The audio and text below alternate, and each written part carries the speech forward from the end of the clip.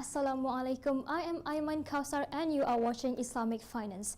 For this episode, we are going to dive into the subjects of capacity building.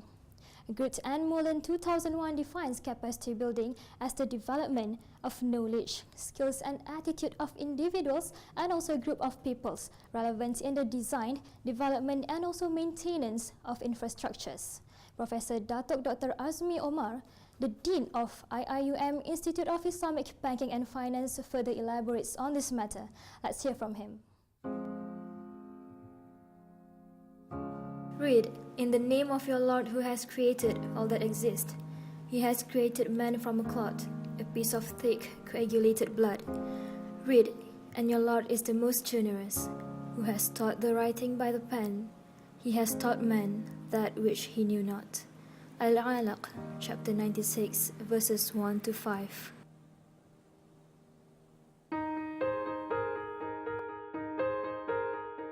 The IIUM Institute of Islamic Banking and Finance, or also known as IIBF, was officially established on September 2004 as a center of excellence for education and research in Islamic banking and finance, with the aim of educating and producing competent graduates and scholars knowledgeable in Sharia and related modern disciplines pertaining to the fields of law, economics, finance, management, accounting, and information technology.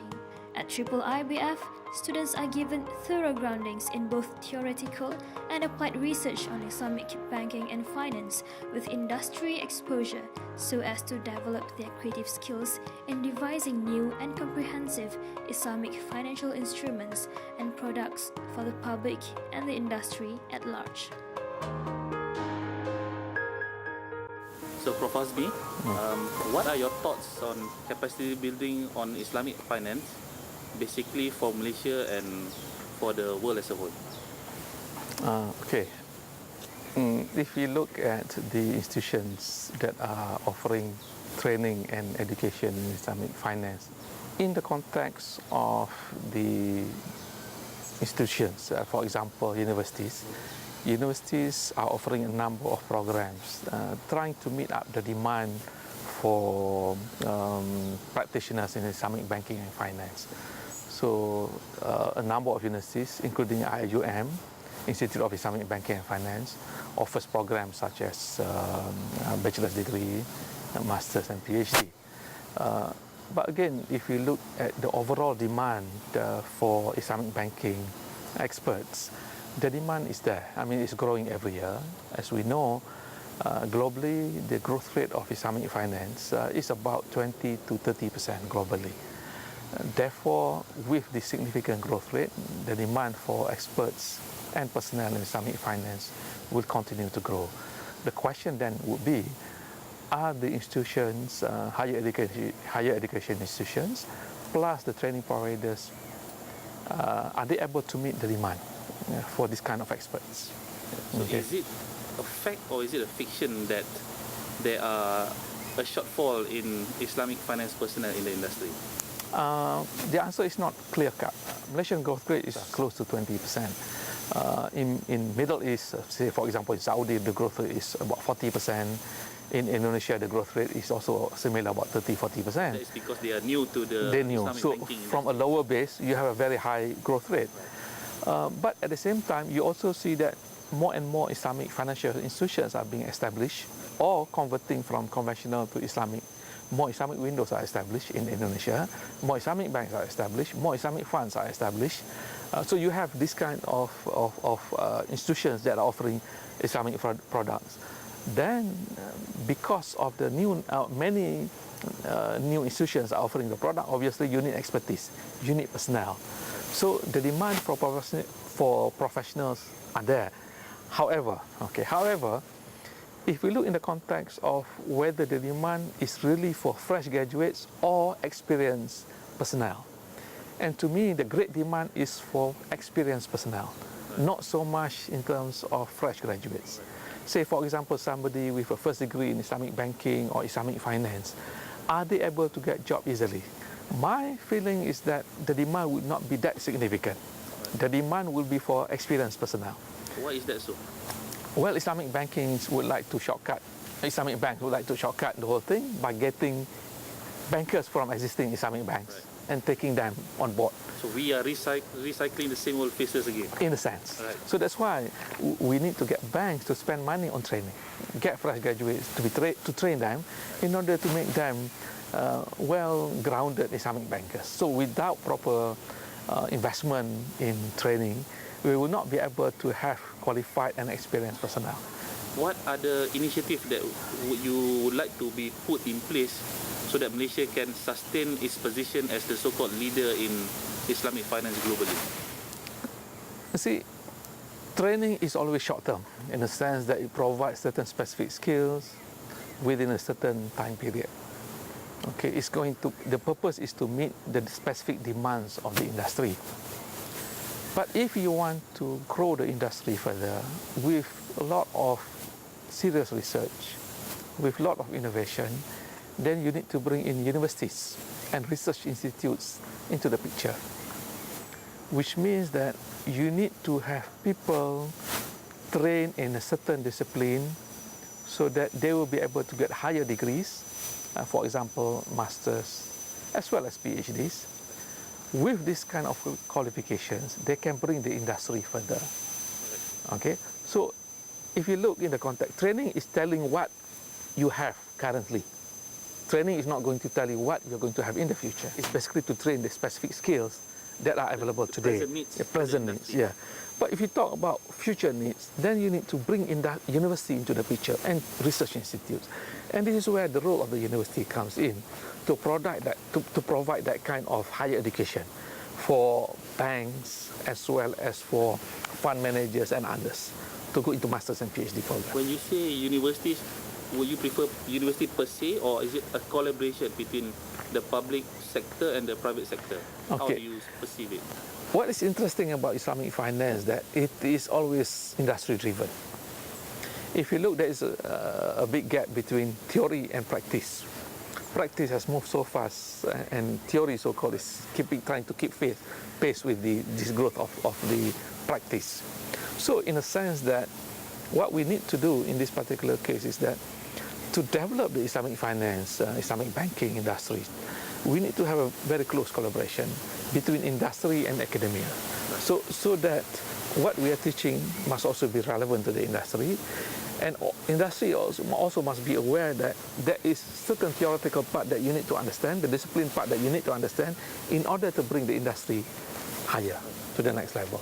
So apart from training and having research institute in place, what other initiative would you want to have as part of the capacity building exercise?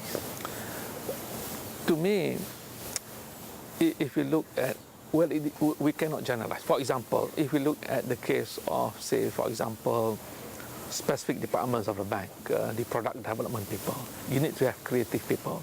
So Islamic banking is not just knowledge of banking or a knowledge of accounting. You need to have knowledge of taxation, you need to have a knowledge of economics, you need to have knowledge of what we call Sharia. So it's a combination. Okay, having this kind of skills, okay, and will enable a person to be a better product developer in Islamic bank. At the same time, if you are a regulator, you need to have all these skills as well in order to regulate the bank. It's not just purely knowledge as an economics regulator. So you need to have the understanding of this. So which is unique as compared to conventional banking. Right. Because Islamic banking has always been associated with Sharia law, but you need other aspects of knowledge to make it a well-grounded discipline. Right. Okay. So in conclusion, what would your parting thoughts be for the coming new year with regards to capacity building for Islamic finance? Well, I believe that one is there must be a continuous collaboration between both industry and academia. We feel that Islamic banking now is still sale-based, right. Driven by sale-based contracts, murabaha, baik bitamin ajil, and to a certain extent ijarah.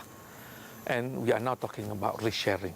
So how do we go about implementing risk-sharing? Is it we are going to implement it within a commercial banking context, or are we going to implement it in the context of a dedicated financial institution, having a specialized financial institution that focus on equity risk sharing?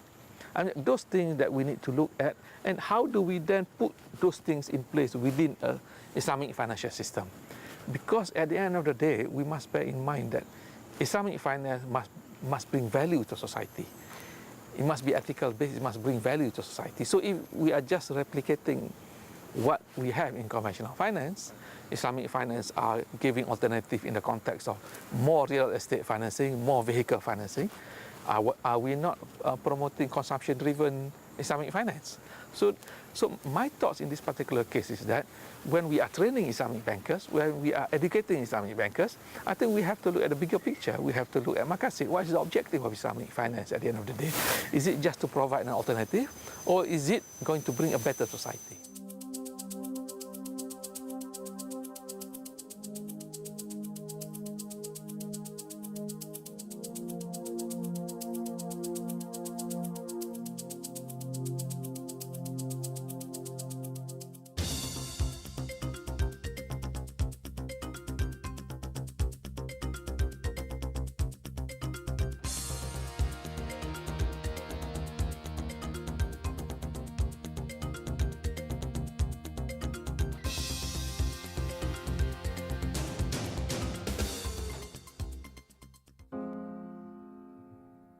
Prophet Muhammad, peace be upon him, said, "Whoever follows a path in the pursuit of knowledge, Allah will make a path to paradise easy for him." Hadith narrated by Al-Bukhari. We are on the sidelines of the 5th International Islamic Capital Market Forum, and we have as our guest today one of the speakers in this forum, Mr. Omar Sheikh from the United Kingdom. Welcome to the capital, Mr. Omar. Thank you. Can you tell us about the Islamic Finance Council Executive Board where you are a member of? Sure. The Islamic Finance Council is a not-for-profit body which was established to promote the Islamic finance industry. Operate mainly in 3 areas.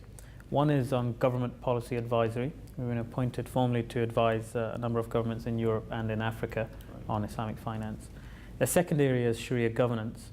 We do the only global program where we train Sharia scholars on conventional finance using a CPD mechanism, which is quite unique. It's the only such program of its kind, which is actually endorsed by governments around the world, including here in Malaysia, where we run it with ISRA, and it's endorsed by the UK government and also Central Bank of Bahrain and recently in Dubai. So even though you are based in the United Kingdom, you also operate absolutely. And within the general Sharia governance area, within that second area, we also are putting a piece of thought leadership together right now on Sharia governance and Sharia auditing and some of the key considerations behind that. And the third area of our work is general education and awareness domestically within the UK. Within that, we do a lot of work working with other ethical financial movements as well. What do you mean by ethical financial movements? So people from the church, people from different faiths, people from no faith, the existing mainstream kind of ethical world, where we people something like green funds. Absolutely. So people like the cooperative bank movement and so on, where we sit and we engage and constructively have dialogue around the shared values amongst the universe and the various players of ethical finance, and how we can learn from one another and what we can do. So that's more domestic kind of education awareness. That, along with various talks, conferences at business schools and different seminars, just promoting Islamic finance. And so on. And how long has the board been in existence? The body was established. It's been established 5 years ago. It's been busy. I would say a lot more so in the last kind of 2 years. The work has really increased significantly. So how do you get your funding to run the activities? When we started up the Islamic Finance Council, our chairman funded it along with the other board members, so myself and so on. I work in a pro bono capacity with the IFC, so me and the other board members, we don't get paid for our time, so it's a commitment that we give to help develop the industry. Over time, we've developed funding through some of the work that we do. We get sponsorships, we get some fee income, and we've gone to other donators who've given us as well. Our patron for the council is the very first Conservative Party Muslim peer, a chap called Lord Sheikh. He sits in the House of Lords. He acts as our patron as well. Primarily practitioners have, coming together, which makes the body quite unique. It's a boutique organisation, but what we do, because we're coming from the private sector world, tends to be a lot more focused on some of the practical issues in the industry.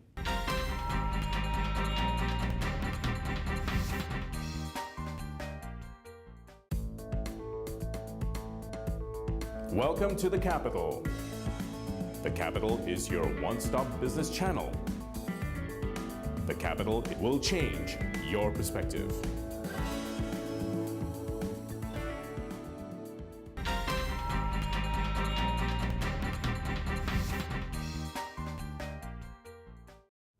We are back for another segment of capacity building with the Dean of IIUM Institute of Islamic Banking and Finance, Professor Datuk Dr. Azmi Omar, who would further highlight about the institution. Let's continue hearing from him.